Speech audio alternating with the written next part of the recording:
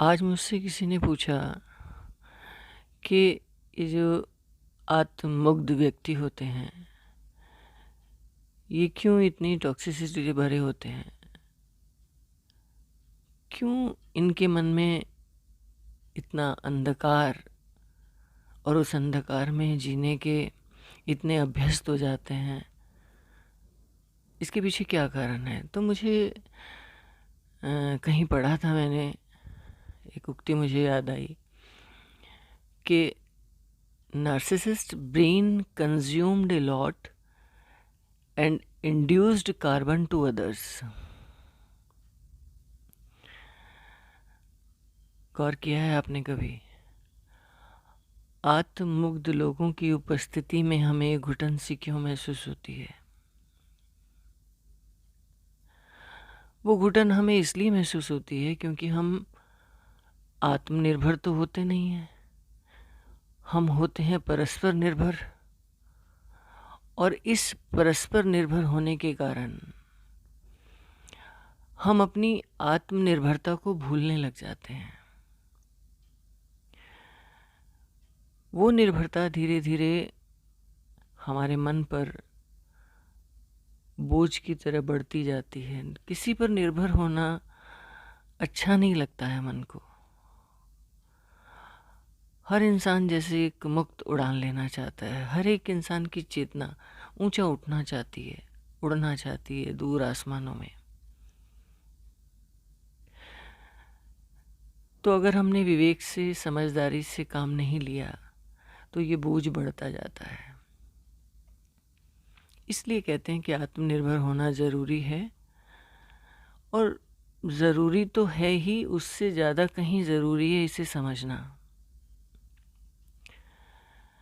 हमें सामाजिक दृष्टि से बताया गया है कि जो सेल्फ डिपेंडेंट है, यानी जो खुद कमा खा रहा है, किसी पर बोझ नहीं है, वो सही व्यक्ति है।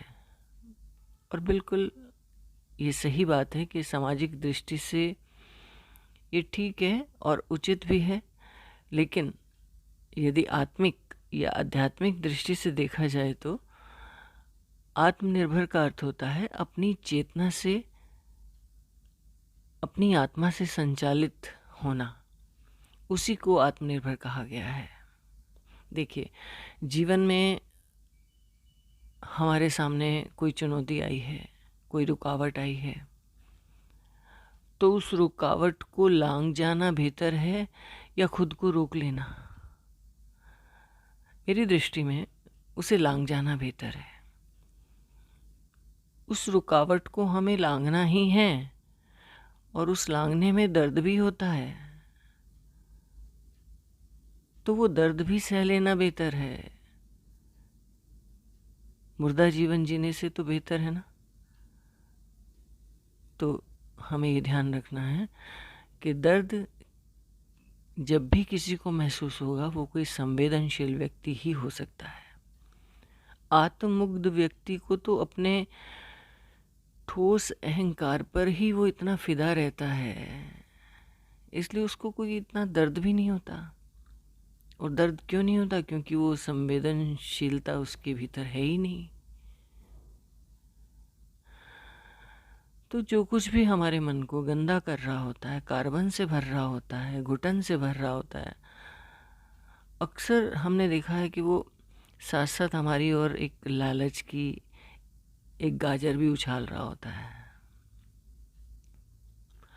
और धीरे धीरे हमारा मन उस लालच का आदी हो जाता है और वो यही चाहता है कि उस कार्बन के हम आदी होते जाएं जो वो हम पर फेंक रहा है, ताकि उस कार्बन को हम अपना भाग्य समझने लगें और वो हम पर पावर और कंट्रोल कर पाए। तो सबसे पहले हमें ये करना है कि मन के घुटन भरे कमरे से हमें बाहर आना है। और बाहर आने का तरीका यही है कि उस घुटन का अनुभव, क्योंकि एक छटपटाहट से भरा होता है और हम पर कोई बाध्यता नहीं है कि हम उस घुटन में जिएं। मेरे देखे भी मुझे ऐसा लगता है कि दर्द तो है ही, सहना भी है, तो क्यों ना हम सही दर्द का चयन करें और सही दर्द सहकर अपनी चेतना के स्तर को ऊपर उठाएं, अपने विवेक से काम लें। ये पीड़ा, ये कष्ट शायद हमें मिलता ही इसलिए है ताकि हम इस कष्ट से, इस पीड़ा से मुक्ति पा सकें। और कष्ट से मुक्ति पाने के लिए कष्ट से तो गुजरना ही पड़ता है, ये कुदरत का नियम है। तो जीवन की चाल को समझना है तो चलना तो हमें होगा ही। समझने की रजामंदी भी हमें तय करनी है और ना समझने की भी। जब रजामंदी अंततः हमारी ही है तो हमें इस चाल को पहले समझना ही होगा, वरना ना जाने हम कहाँ को पहुँच जाएं। और ये आत्ममुग्धता एक प्रबल अहंकार ही होता है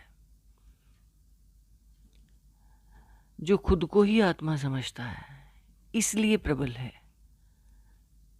है खोखला, लेकिन अपने आप को समझता है कि वो खुद ही आत्मा है, कि जो कह दिया, जो कर दिया, बस वही अटल है।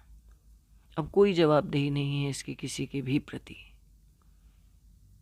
ऐसे ये लोग होते हैं, ऐसे होते हैं इस तरह के कुछ लोग। तो इन लोगों के भीतर अहंकार एक भरोसा बनकर बैठा होता है और ये सोचते हैं कि जैसे भी हम चलाएंगे वैसे ही ज़िंदगी को चलना पड़ेगा, और अपनी ही ज़िंदगी की नहीं, औरों की भी ज़िंदगी को जैसे ये चलाएंगे वैसे ही चलना है। और वो ऐसा इसलिए करते हैं क्योंकि इनका अहंकार खुद को ही पहली बात तो आत्मा समझता है कि मैं ही खुदा हूँ, इसलिए ये सोचते हैं कि इनकी ज़िंदगी में जो भी लोग हैं उनको ये कठपुतली की तरह अपने इशारों पर चला पाएंगे, चला सकते हैं, ऐसा सोच के ही ऐसा करते हैं। ये इनकी सोच है।